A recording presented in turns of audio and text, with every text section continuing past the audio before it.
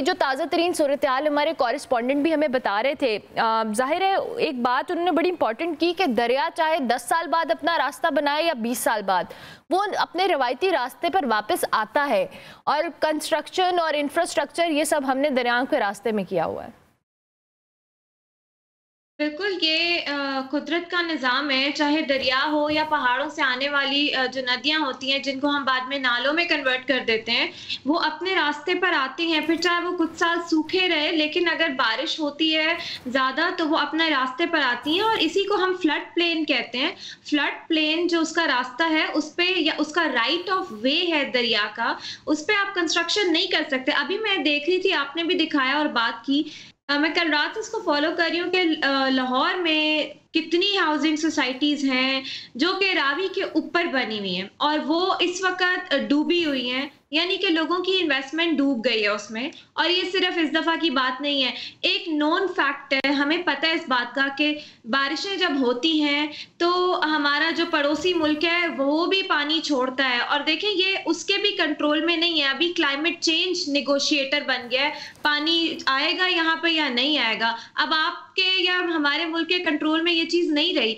India में इतनी बारिशें हुई हैं, कश्मीर साइड पे भी इतना वहां क्लाउड बर्स्ट की इत्तलात मिल रही है कि उनको पानी छोड़ना ही पड़ा है और ये पानी हमारी तरफ आ गया।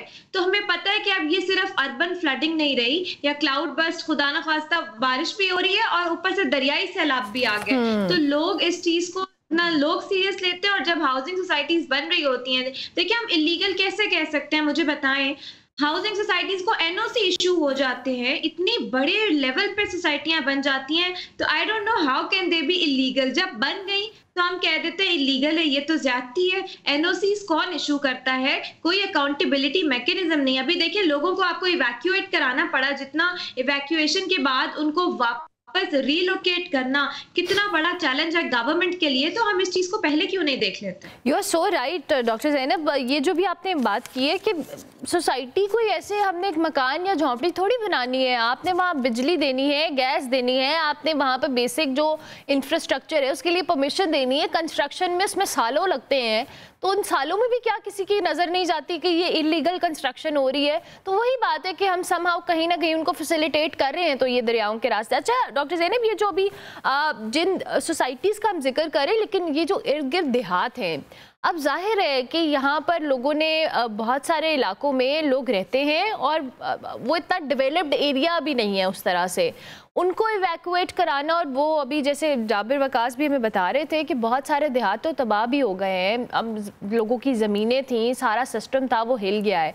अब ये जो पानी माजी के अंदर आया है, जो अब आया है, जब ये रास्ता बनाएगा तो ये मज़ीद कितना डैमेज कॉज करेगा। और समहाउ वही बात है कि जब हमसाए मुल्क से पानी आता है और ऑलरेडी बारिशें इतनी हो रही होती हैं, तो ये वो एक एड ऑन चीज़ है समहाउ।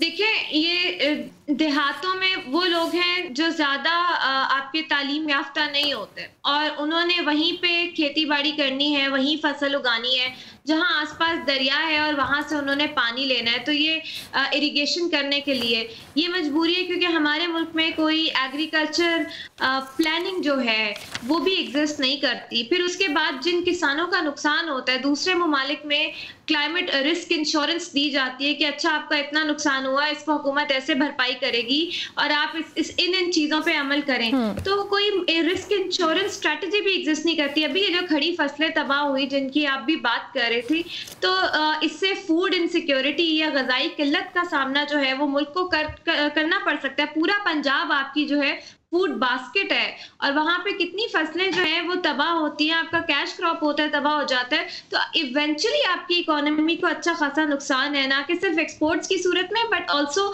जो आपके लोगों के लिए जो सब्जियां फल महंगे हो जाते हैं, जो ये महंगी हो जाती है दालें, ये सब कुछ, ये पूरा एक क्यूमुलेटिव इफेक्ट है। तो इसको मैं अभी, लोग कह रहे हैं ये सुपर फ्लड है, मैं सुपर फ्लड नहीं कह रही, मैं इसको फ्लड सुनामी कह रही हूँ, क्योंकि ये सिर्फ पानी के आने या पानी के रुकने तक ये मामला नहीं है।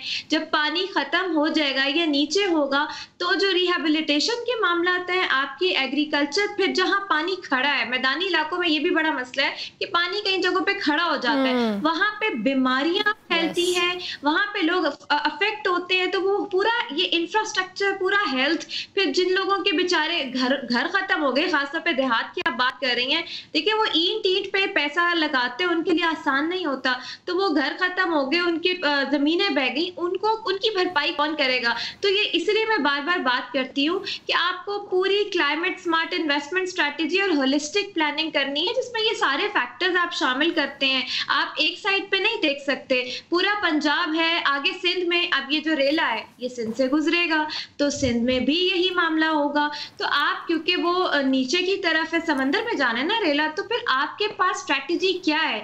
अब हम ये तो नहीं कह सकते हर साल सैलाब आते हैं जी, पानी आता है तो ये तो होता है। No, this is not going to work. हमें प्रॉपर स्ट्रैटेजी लेकर आनी है, क्लाइमेट इमरजेंसी नाफिज करें। अभी भी कुछ जगहों पे रेन इमरजेंसी नाफिज है, भाई रेन इमरजेंसी का क्या फायदा? आपके साउथ से लोग ट्रैवल कर रहे हैं, आगे जा रहे हैं, टूरिस्ट अभी भी नहीं रुक रहे, और अभी आपने दिखाया कि लोग कैसे दरिया के किनारे खड़े हुए हैं, तो वो सीरियस नहीं लेंगे जब तक हुकूमतें इस चीज को सीरियस नहीं लेंगी।